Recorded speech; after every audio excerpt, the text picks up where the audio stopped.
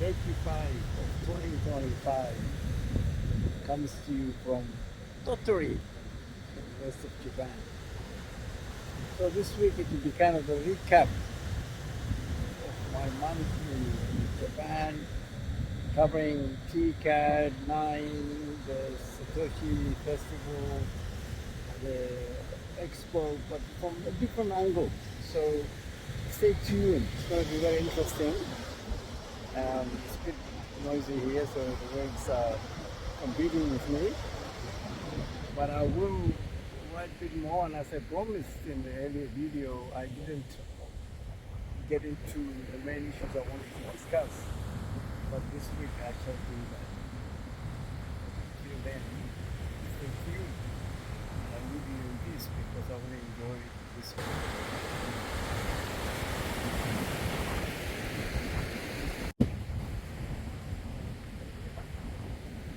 So what issues comes to mind if we want to talk about development issues at TICAD, Osaka Expo, and the interactions between African countries and Japan? Lots of things comes to mind. And I want to thank you for the feedback. Very frank, some of it, and some of it very constructive, and some of them in between. In any case, the message was really to highlight some gaps and lessons learned, and how can we improve as we move forward and engage the rest of the world. That was the main idea. If you understood in another way, please forgive.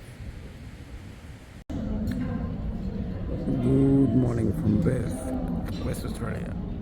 It's good to be back home after almost a month in Japan, attending different functions and events. But what I want to share with you this morning is a story about the postal system in Japan. Not technology, post. But there's a lot of technology in post as well. In fact, I want to show you this.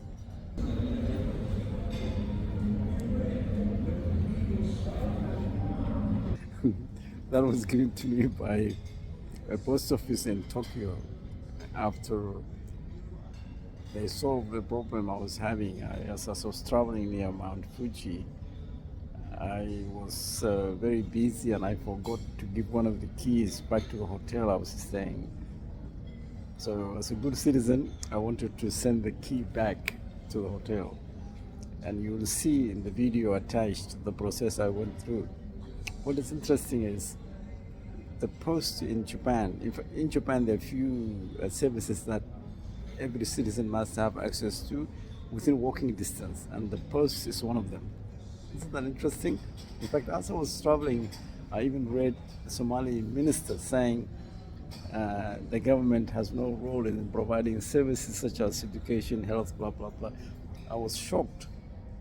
But in Japan, the police, the education for the kids, the postal system, and a hospital must be within walking distance for every citizen.